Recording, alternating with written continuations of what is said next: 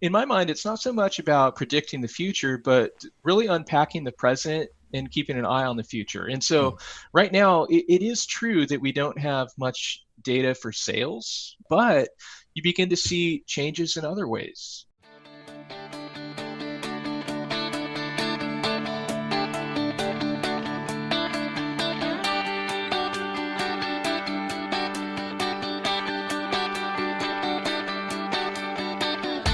Originating from deep inside the Rocky Mountains, transported through the power of the internet, and arriving inside your tiny earbuds. It's the Appraiser Coach Podcast, helping appraisers increase their efficiency, quality, and make more money. Here's the guy who makes it his life's mission to create value for real estate appraisers nationwide.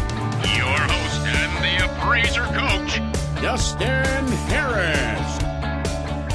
Welcome to the program, everybody. Dustin Harris hanging out, quarantined. Stay-at-home orders, but we got a great show for you. Of course, crazy times that we live in, and we've got a great show coming up. I want to pause and remind you that we are sponsored by three great companies. Of course, a la mode being one. A la mode is the product that I've been using for over 20 years. They've got a new walkthrough tool out there you might want to check out. alamode.com or 800 a la mode. Of course, Working RE. Working RE magazine is the place that I go to find out what the heck is going on in the world. It's one of the places I stop by, one of the great places. You can check it out and be on their blog at workingre.com. And finally, we are sponsored, of course, by DataMaster. DataMaster is the service that allows you to save 30 to 60 minutes per report. You can find out more by going to datamasterusa.com. Again, it's datamasterusa.com. All right, folks, welcome to the program. Once again, I've got my good friend, Mr. Ryan Lundquist, back on the program again. Ryan, boy, it's been a long time, buddy. Thanks for coming back on the program and in such short notice. I think I reached out to you a couple hours ago, and you made yourself available. I can't thank you enough. Welcome back. Hey, my pleasure. Really an honor to be here. And I think that we have a lot of interesting stuff going on right now, and can't wait for this conversation. Awesome. Well, I feel the same way. Just to introduce you real quickly, Ryan, of course, has been an appraiser since 2003. He lives in Sacramento, California. He's a teacher. There's a lot of accolades that you can find on his website, on his blog, sacramentoappraisalblog.com. By the way, that blog is listed in the top 35 real estate blogs for bigger pockets. He has also, of course, been on this program before, clear back in episode number 38. Can you believe that? We talked about using social media as an appraiser. I can't believe it's been that long, Ryan, but thank you, and welcome back to the program. Hey, no problem. That's my biggest claim to fame right there, Dustin. Of course. Good one. All right, my friend. Well, I want to talk a little bit about the craziness of the world that we live in, first of all, and just a little about where we're at with us as appraisers across the nation, with what's going on with the pandemic. But of course, the first things first. How are you doing under this stay-at-home order? Oh, no, thanks for asking. Yeah, interesting time, right? I've never been through anything like this, and but we're doing fine. I think I'm finally starting to realize that, okay, I can't eat everything in the house. You're starting to ration already, are you? Yeah. No. I'm just starting to say I can't eat all the Doritos and all the junk that my kids want. And so it's not a good, friendly thing for my waistline. But Speaking of kids, how's your family doing under this? I was going to say they're doing fine. The kids are finally back in school, and so at least digital school, and so I think that's helping with the schedule. And my wife and I are doing okay. We're trucking along and just trying to find small moments of joy and see neighbors when we're in the front yard and wave to them. Nice. Just a weird time. My wife and I have homeschooled for about 15 years now, and it's fun to not be the only weird ones anymore. All right, my friend. Well, what about work? What have you been doing for work? Are you still appraising? What's going on your side? Absolutely. I only do private work, and so private appraisals. And at first, it really felt like it was going to slow down, and I thought, wow, But I've been really busy. That was really just the first week. I'm not going in homes any longer. I'm doing either desktops or sort of an appraisal from the street and having the owner walk me through an iPhone or Android, whatever they have. And so I'm just finding different ways to adjust my scope of work as long as I can get a credible value. So Smart. it's been on that everything. Once in a while, someone wants me to go in a vacant home, and I don't have a problem with that as long as nobody has been there whatsoever. Doors are open, all that stuff. But otherwise, I haven't been in many properties at all for over a month. We're doing a lot of private work over desktop and drive-by as well. Yeah. Speaking of work and appraisers, what advice, before we get into the main topic here, Ryan, what advice would you give to real estate professionals? I know you deal with a lot of agents and others, but also appraisers across the country during this time. Well, I think that one thing that we're reminded of in a market like today is how real change is. And I know that we give lip service that the market is always changing, that it's never the same. But I think when something like this happens, it reminds us that change is sometimes on steroids, and we have to adapt. Sometimes we have to adapt very quickly. But I think what we need to do is to look to the future also and to try to think ahead of the market, because the danger is if we keep focusing on the same products, or as appraisers, here's what a traditional appraisal looks like, and that's no longer relevant for this temporary future, then we really need to adapt. But I think that we need to look to the future also, then identify who are my clients going to be, what are my clients going to need from me, and so we begin to change, I think, some of the ways we think about business, and to change maybe how we practice. What content we're putting out there online, rather than sitting back and letting this happen and then just sort of being tossed to and fro, and then waking up someday going, gosh, I really wish I would have made moves, a few months back or a couple years ago. And so I'm a big fan of just trying to think ahead of the trend and really knowing the trend. Love it. Yeah, I talk a lot about there's change that occurs all the time, but there's always opportunity in change. So I appreciate you bringing that up. Well, that really gets us to where I want to talk today, Ryan. You wrote a great blog this past week. In fact, it came out on April 14th, if you're listening to this in the future. And you titled it 7 Things to Watch in the Real Estate During a Pandemic. It was a great article. I really appreciate putting it out there. Tell me a little bit about why you felt compelled to write that particular article right now.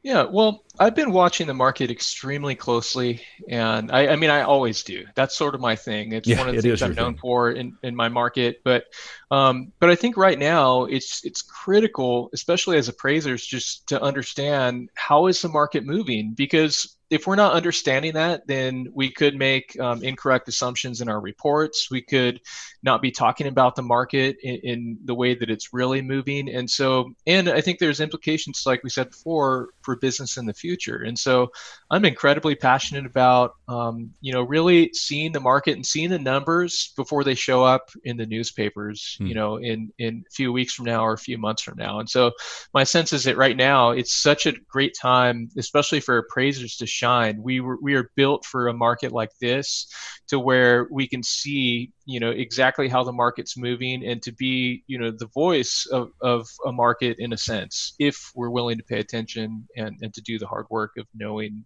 how the stats are moving. I love that phrase, the hard work, because let's just be honest, Ryan. Between you and I, as Tim Anderson would say, between us girls, there is this idea. And it stems from a place of reality, but as appraisers, we often are looking at historical trends. Obviously, we can't predict what's going to happen other than based on what has happened in the past. Values typically come from sales, recent sales, yes, but still sales that are in the past. And so there's a lot of us, myself included, that sometimes sit back and say, we really don't know what's going to happen with this pandemic. It's a new thing. It's never happened before, right? Do you agree with that sentiment, or do you think there's some things we can be doing right now to predict what might be coming? Well, so we always have to be humble about our ability to predict the future. We don't know, and we won't know the future ever. All right. And so some people sort of say the real art to appraising is to be able to forecast. And I go, okay, great. Show me your forecasts then, and how accurate you are if you're going to say a statement like that. Sure. And, so far, I'm not sure that anyone's really emailed me. Right. And so I think it's Did not you so check much, spam? It might be there. It might be there. You're right. So in my mind, it's not so much about predicting the future, but really unpacking the present and keeping an eye on the future. And so right now, it is true that we don't have much data for sales. Like even in my market, I'm looking at sales, and prices haven't been affected when looking at the region week by week, just unpacking how price changes have happened. We don't see that yet, but you begin to see changes in other ways. And so I see that new listings are down 40%, or pending contracts from 1 month ago are down about 40% in my market. And so you begin to see the buyers have backed off the market. And so there's these things that are happening, or the sentiment among buyers and sellers, or what I'm hearing from the real estate community. And so we don't see it yet in the sales stats, but you begin to see that, the market is really shifting. And so there's all these things that I'm watching right now at this present time, and eventually that will show up in the sales stats, some in April, but much more in May and June. And so as an appraiser, I don't need to wait for May or June to know what the market's doing. I don't need the sales to know that the market's there, right? Mm-hmm. It's just like in our reports, when sometimes as appraisers will say, well, I don't have the sales to justify, the contract price, right? And we don't ever need to give in to pressure, of course, no way. But sometimes if the pendings are there, then the problem is our perception. The pendings show upward movement, and we maybe needed some market conditions up to the sales because the sales represent the past. And so we always have this struggle, I think, in real estate. I think sometimes the real estate community looks at appraisers, and I hear the statement that appraisers they're more about appraising in the past, and then agents are about the present. I really don't like that for a lot of reasons, but I think sometimes, there's a little bit of truth there where, gosh, are we too stuck in the past where we're really not giving proper respect to the listings and the pendings, because the sales are historical artifacts. They are documents from the past. They tell us what the market used to be like 30 to 60 days ago when these properties got into contract. And so if I'm wanting to know what's the market doing right now, then obviously I'm giving real respect to the listings and the pendings. And so sometimes we give lip service, I think, to the current market with listings and pendings. But I think in a market like today, when things have changed dramatically in just 4 weeks in a lot of places across the country, it's not a market of lip service. It's a market where we really have to give much respect, because buyers are giving respect. And if we're really reflecting the interactions of buyers and sellers in the market, then we have to be right there to understand, okay, what are the dynamics, and are people paying less or not? Maybe they are, maybe they're not, but, understanding what are the dynamics today. Absolutely crucial. We're talking with Ryan Lundquist, SAC appraiser, as it were, out of Sacramento, California. I'm going to pause here for a break, and when we get back, Ryan, I want to talk to you a little bit about this article that you wrote, and get into some details about what appraisers across the country should be doing right now, not waiting, but right now, to become the local experts. Of course, we're sponsored by 3 great companies, a la mode being one. A la mode is, folks, I've been using it for over 2 decades for a reason. And I've used other software, and there's some great software out there, some great people doing some great things. So I keep going back to a la mode because it gives me so much value. It will as you as well. They got a new walkthrough tool. Check them out, folks. This is a company that wants to serve appraisers and does a great job doing it, and the value is incredible. It's alamode.com, or you can pick up the phone and call them. You can call them, folks. They're working from home right now, but they will pick up the phone. They will talk to you. It's 800-ALA-MODE. Working RE Magazine is the place that I go to find out more about what's going on in the world. It's crucial right now with the changes, as Ryan and I have been talking about, that have been going on in the world.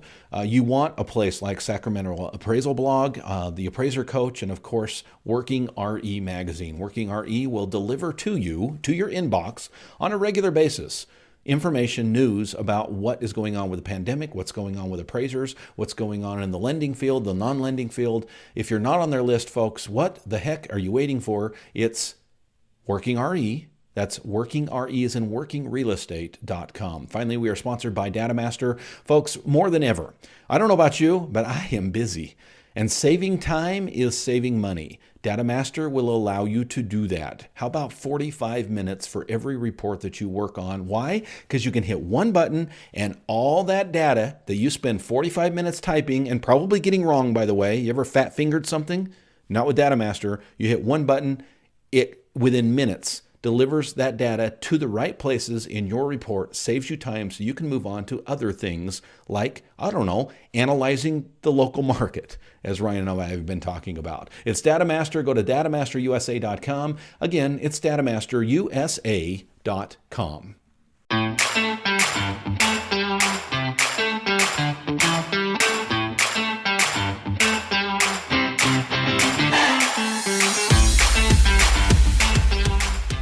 And welcome back to the program, everybody. Sitting down with Mr. Ryan Lundquist. Ryan, thanks for taking time out, man. It's always good to see you.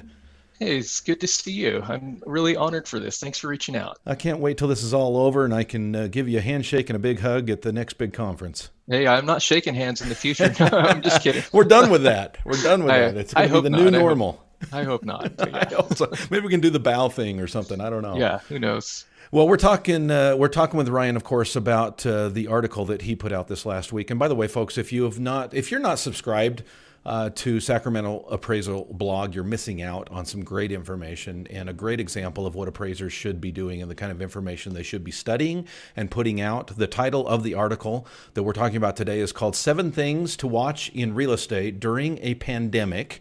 Let's talk a little bit about these things. Ryan, despite the fact that we're going to virtual inspections, of course, we had an announcement last week that the FDIC deferred or may defer some appraisals. More than ever, and you alluded to this before the break, appraisers are relevant, right? Please tell me we are. Absolutely. I think now's the time to shine and to do our jobs. And I think that the market is sort of in the GSEs, everyone is there's this push to say that, hey, let's minimize the relevance of appraisers. But if anything, right now, when a market changes, I think this is where we really prove our value. And this is where I tell real estate agents all the time, every week when I'm talking to people on Zoom, I'm saying, this is a market where you might have a lot of more appraisals coming in lower. And hopefully that's not because appraisers are botching deals, but it's because appraisers are on the forefront of trends and saying, here's what the market's doing. And there's no support for this contract price. And yeah, so a huge danger, I think, for FDIC or if the GSEs follow to not have appraisals or to have an appraisal done, in the future, 90 to 120 days to look back in the past, because, that could end very badly. So right, and if we continue to do what we've always done, we'll continue to get what we've always gotten.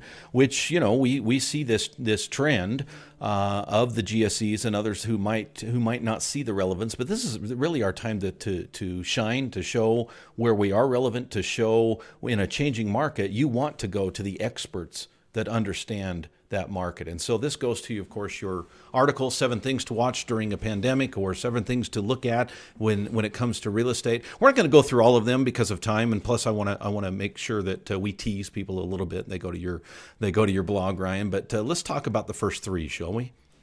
Absolutely. So you just want me to dive in here? Yeah. So you list number 1. We should, as appraisers, be watching listings. Why? Absolutely. So listings sort of tell us, in a lot of sense, a couple things about the market. Number 1, are people biting at current prices? And I think that if a market changes and if it heats up, then obviously listings are telling us, they're going quickly, they're getting into contract, and we go, wow. And the number of listings is shrinking, then that tells us that the market's aggressive. But if we see the number of listings growing, stuff is staying on the market, then that's a huge factor. Now, in my area, I've been watching new listings, and then there's been less new listings hitting. And I think that tells us that some sellers are holding off on listing their homes. Not a huge surprise during the pandemic, but, a lot of people are, more focused on safety right now. But right. I think it's an important dynamic to watch. And then we want to watch really what's the difference between, listings and actual pendings. And so that was really, I think that was my second thing with pendings. Yeah, pending sales, you say. I almost feel like pendings is one of the most important things to watch right now, just because it shows if buyers are engaging, if they are pushing the gas pedal or the brakes. And so I'm watching very specifically on the number of pendings happening in the market. And so I would just urge everyone, when you're pulling a CMA or however you see the market, watch the number of pendings. And has that shrunk from a month ago? And in my market, it's down about 40% of where it was a month ago.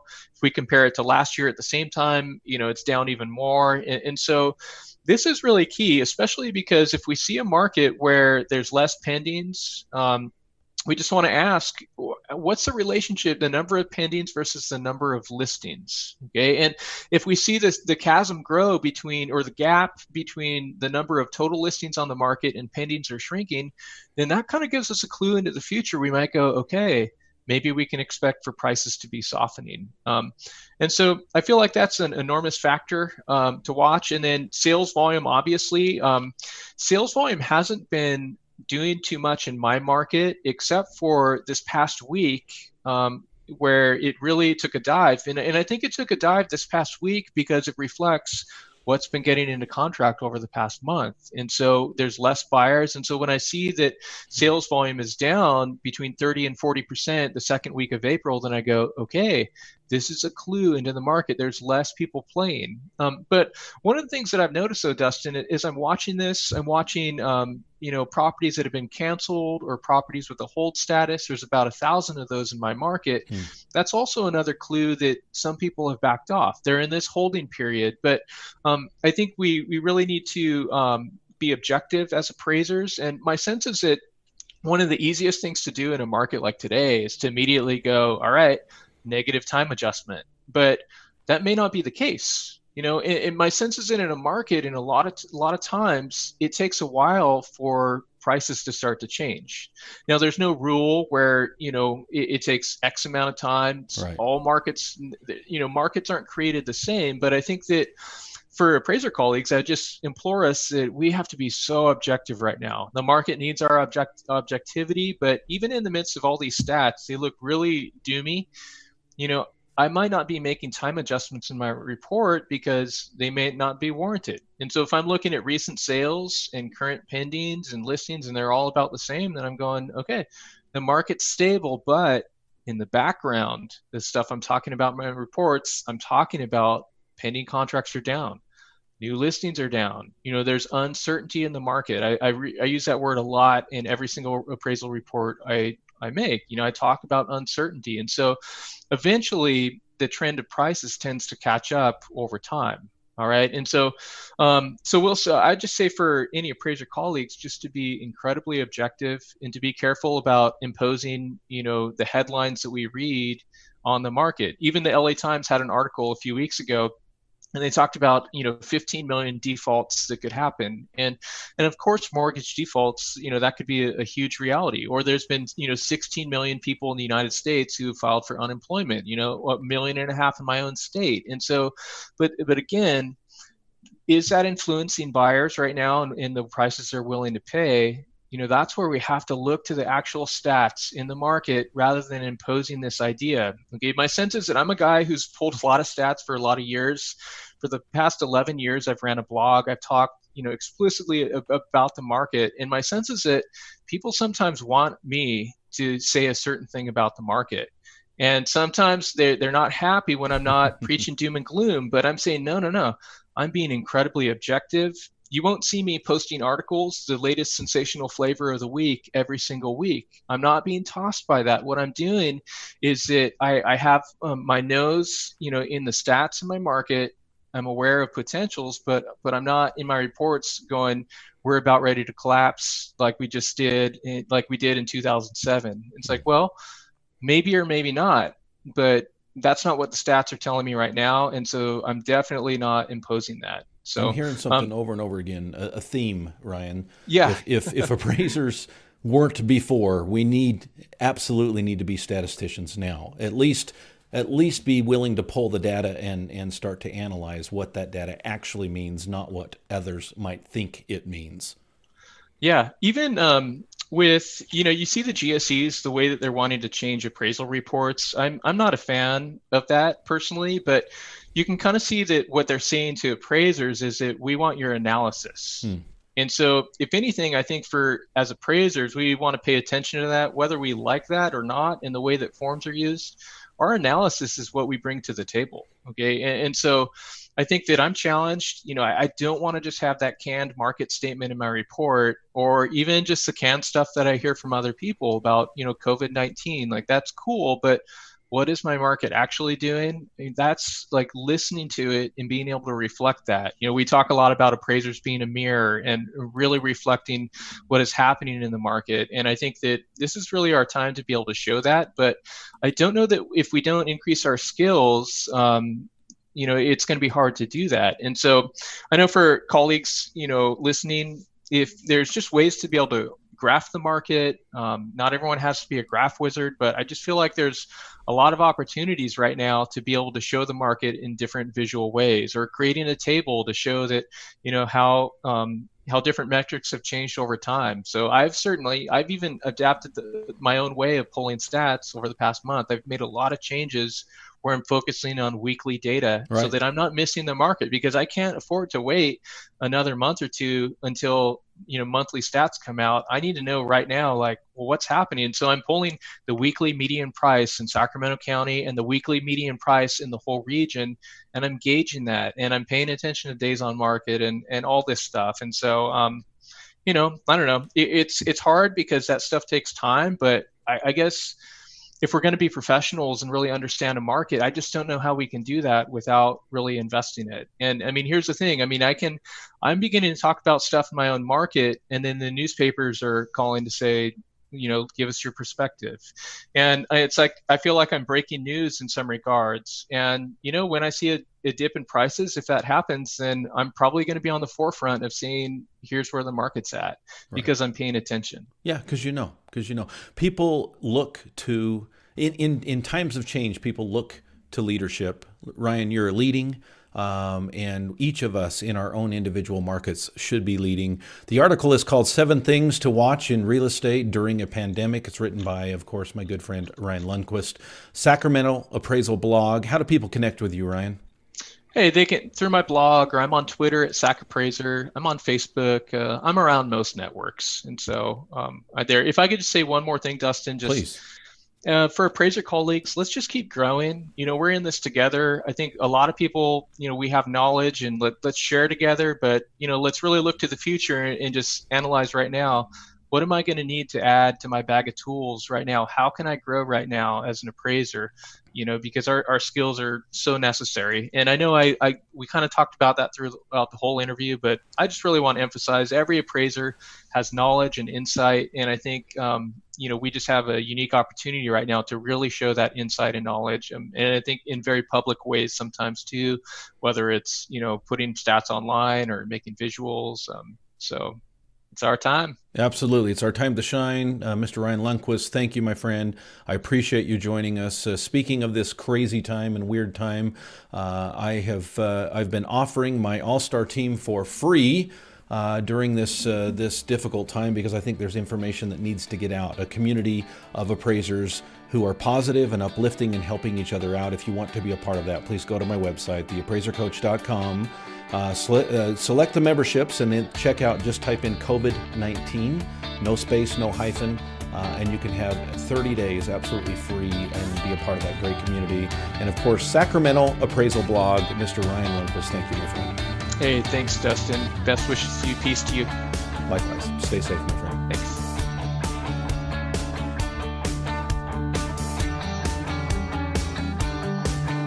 You've been listening to the Appraiser Coach podcast with Dustin Harris.